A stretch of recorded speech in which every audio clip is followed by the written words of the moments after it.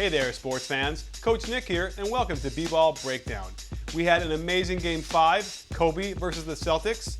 The Celtics won. That's 2 games in a row. And like I've always said, the team that wins 2 in a row first wins the series. And that's been true for every team since 1985, except for 1994, when the Knicks lost after having won 2 in a row first, and the 06 Mavericks after having won 2 in a row first. However, the similarity between those 2 teams, they both lost Game 5.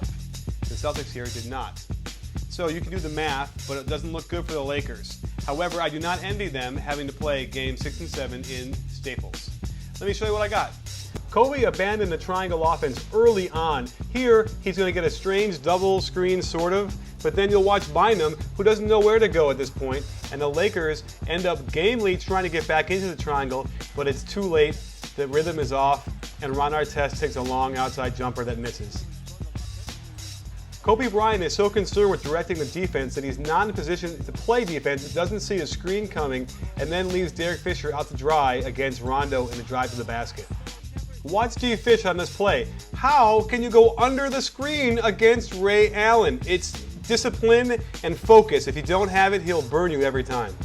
We all know that Kobe Bryant cannot guard Rajon Rondo off the dribble. So watch his little veteran move here, as when Rajon Rondo screens, he's going to put his right arm on the hip and knock him off balance. And here's Rondo telling the ref what he did. Watch weak sister Paul Pierce on defense. He's not in his stance. He's going to go on the high side of a double screen instead of going on the low side like a disciplined defender would do. Ends up knocking into his own man and giving up a 3. The adjustment the Celtics made was to screen more for Pierce. Here you're going to see Rasheed Wallace set a screen on the left side of the floor, so Gasol is going to try and hedge on that side. However, Rasheed quickly jumps to the other side. There's too much space between Gasol and Pierce. Pierce gets a head of steam going and does his patented step-back jumper.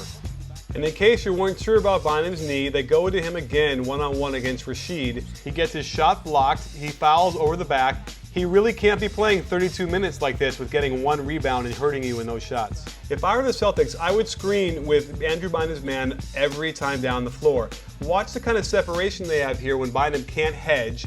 It puts too much pressure on the defense for Lamar Odom to have to come over and help and lose Rasheed Wallace. They quickly hit him and he can make that shot all day. I will say Jordan Farmar has done this a few times where he's gotten deflections and steals and attacked the basket, but it's been very few and far between. Let's count the number of passes the Lakers make in the triangle offense here. You'll see that with enough passes, they're going to get an amazingly good shot, and it's for Kobe of all people. This is what they need to do more of if they want to compete. Here's one I haven't seen before. Paul Pierce playing with his wristband instead of being in a stance on defense. He's slow to react, he can't get over, and Artest gets the 3. Again, the Lakers go out of the triangle offense. Here, they give the ball to Kobe, and Bynum is trying to set a screen, but Kobe doesn't seem to want it, so he's wandering around out there. With plenty of time on the clock to run a play, Kobe opts to sit there dribbling in place, and then ends up burping up a terrible shot with a man in his face. Here is a 2-for-1 situation. The Lakers opt not to run the triangle. They've lost trust in their offense here, so Kobe simply goes and gets the ball, and they just try and screen for him, ruining the spacing and the balance of the floor, and then forcing Kobe with no time on the clock to take a bad shot.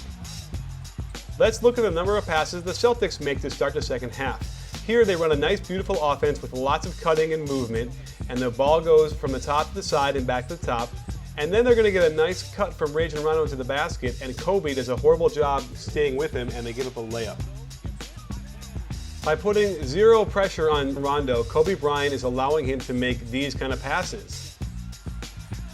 Kobe made the most of his damage in the third quarter by playing the forward position out of the triangle, which is a stark contrast to when he switches to the guard position and becomes a lot less aggressive, which hurts his team because he needs to be a threat at all times. The offense for the Lakers got so ridiculous that Kobe will call a screen for himself, and 3 guys run there to set screens for him, and it's all out of balance and out of whack. So at this point, they run and jump him, get the ball out of his hands. The Lakers do a nice job, actually, of swinging the ball, but the pursuit is excellent for the Celtics, and Kobe gets a long 3 that goes in, but without Kobe, they actually rely on each other to move the ball and hustle. And here they get a nice shot after Walton penetrates and kicks a cross-court pass to Vujicic for a 3. From a team standpoint, this is much better than what the Lakers were doing. Watch Jordan Farmar's reaction when he realizes Kobe wants the ball by himself on the other side of the floor. He throws his arms up in disgust and then finishes the play by getting a screen and probably reluctantly throwing the ball back to Kobe, who throws up a bad three-pointer and misses badly. And that's why I think Jordan forces this three-pointer on the next play down. Watch Derek Fisher as he doesn't communicate with Lamar Odom on this back screen, and Lamar doesn't switch off and help, and he gets a wide open layup. You can't have this in the fourth quarter. The Celtics opt to go one-on-one Pierce against Artest. Artest had been winning this matchup when they don't screen on him. However, Pierce gets into the lane, and the only reason why he stopped is because of the missed foul call where Bynum brutally hits him in the head. It's deep into the fourth quarter, and the Celtics are still making 6 passes, having the ball go back and forth on the floor before they take a shot. This is how you win games, not by going one-on-one against the entire team. Not much to say about this amazing play, except that you'll see Lamar Odom is out of position. I think he probably should have been in the lane protecting the rim from this. And then down by 5, they had a chance to foul Rondo here, but they lose 6 seconds off the clock, which are pretty crucial in this kind of game. So there you have it, folks. The referees, they were better. Let me know what you think in the comments. But also, Phil Jackson has now called timeouts in the middle of quarters in both games 4 and 5, which is completely and utterly unheard of for a Phil Jackson team. And that tells me that Phil doesn't trust his team to get him out of the situation that they're in. And I don't think that Kobe trusts his teammates to be able to make shots when they need him more than ever to facilitate and get them better shots. Now, I think that the Lakers are going to win Game 6 because I don't think Boston can win 3 games in a row. Well, thanks for joining us at B-Ball Breakdown. And remember, it's not a channel, it's a conversation.